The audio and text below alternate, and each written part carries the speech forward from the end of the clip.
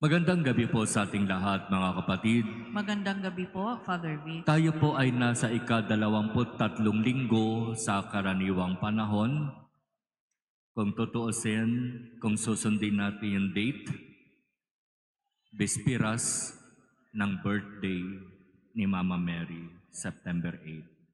Pero natapat ng Sunday, kaya ayon sa liturhiya ng simbahan, ang pagdiriwang bukas ay para sa ika-23rd Sunday in Ordinary Time. Pero ganoon pa man, nandyan si Mama Mary, baka naman magkaroon tayo ng kanya-kanyang sariling pamamaraan kung paanong i-celebrate ang kanyang birthday. Sa ating ebanghelyo, sinasabi, matapos ilapit kay Jesus ang isang lalaking bingi at otal at malaman ang sitwasyon nitong taong ito, sabi ng ebanghelyo, si Jesus ay tumingala sa langit at napabuntong hininga. Ano po ba yung ibig sabihin ng magbuntong hininga? Kapag tayo ay nagbubuntong hininga, bakit? Kailan natin ito ginagamit? Para saan? At bakit may mga pagkakataon na tayo ay napapabuntong hininga? Paano ba yun? Alam ba ni Sister Badet? Paano ba yung mapabuntong hininga? Nahuli na nga. Nagpa-post pa. Ano ba namang bansa itong kinaroroonan natin? Ang tagal hinanap. Tapos pagkakita, ganun pa. Talagang sa mga ganoong sitwasyon, mapapabuntong hininga ka na lang. Ganun na ba talaga? Napabuntong hininga si Jesus nang malaman niya ang sitwasyon nitong lalaking ito na dinala sa kanya. Napabuntong hininga siya sapagkat sa katotohanan, hindi ninais ng Diyos na maghirap ang tao. Sa simula't simula, kung babalikan natin sa kwento ng paglikha, lumikha ang Diyos. At ang lahat ng kanyang nilikha ay mabuti. Kaya para kay Jesus, napabuntong hininga siya kasi anong nangyari? Ang lahat ng nilikha ng Diyos ay mabuti. Anong nangyari? At itong taong ito ay nagkaganito. Si Pope Francis, nasa Papua New Guinea ngayon. Kanina nanonood ako ng live kung saan sa isang lugar ng mga batang maliliit, dumalaw siya. At nag-present ng number itong mga batang ito at nakakatuwa silang panoorin. Pero pagkatapos noon, binigyan ng pagkakataon itong mga batang maliliit na magsalita, i-welcome si Pope Francis at pasalamatan si Pope Francis sa pagdalaw sa kanilang lugar. Pero pagkatapos noon, meron silang naka-ready na tanong, Pope Francis, bakit po hinahayaan ng Diyos na kami maghirap? Bakit po hinahayaan ng Diyos na maging ganito kami? Para bang gusto ko na yatang patayin yung TV.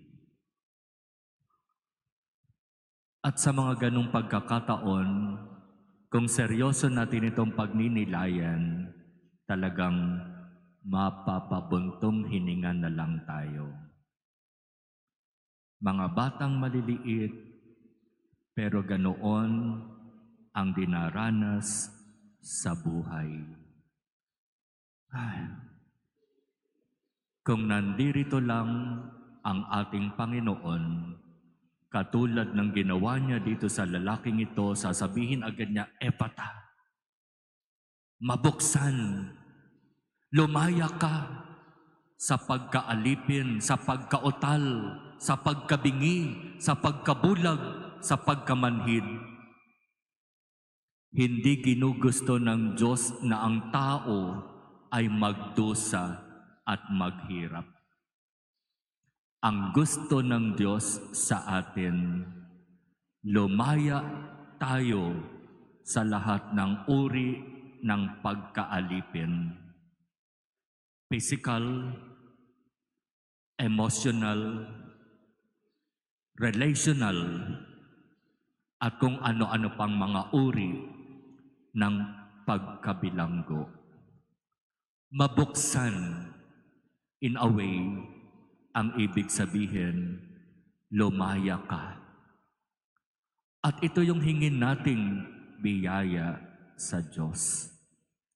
Na sa buhay natin ngayon, anuman yung umaalipin sa atin para hindi tayo ganap na maging malaya.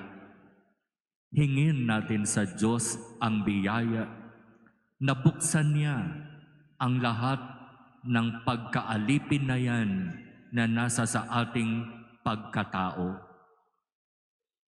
Hilingin natin sa Diyos ang biyaya na tuluyan tayong makawala at makalaya sa pagkakaalipin sa kasamaan. Sa pagkakaalipin sa kung ano-anong mga sakit na ating nararanasan. Makalaya sa anumang mga pagsasakripisyo na ginagawa natin sa araw-araw. Epata, mabuksan nawa ang lahat ng uri ng pagkaalipin na mayroon tayo sa ating buhay. Mangyayari po ba yon? Pwede po bang mangyari yon? Oo, sapagkat sa Diyos, walang imposible. Kung mananalig at magtitiwala lamang tayo sa Kanya, mabubuksan ang mga bahagi ng ating pagkatao na isinara natin dahil sa iba't ibang hindi magagandang karanasan. Yung puso na isinara mo, ikinandado mo pa sa tulong at biyaya ng Diyos. Pwedeng-pwede uling mabuksan. Epata. Buksan mo, Panginoon, ang mga bahagi ng aking pagkatao, ng aking katawan na sadya kong isinara dahil sa hindi magagandang karanasan sa buhay. Ipagkaloob mo nawa, Panginoon, ang biyaya na makalaya sa lahat ng uri ng pagkaalipin.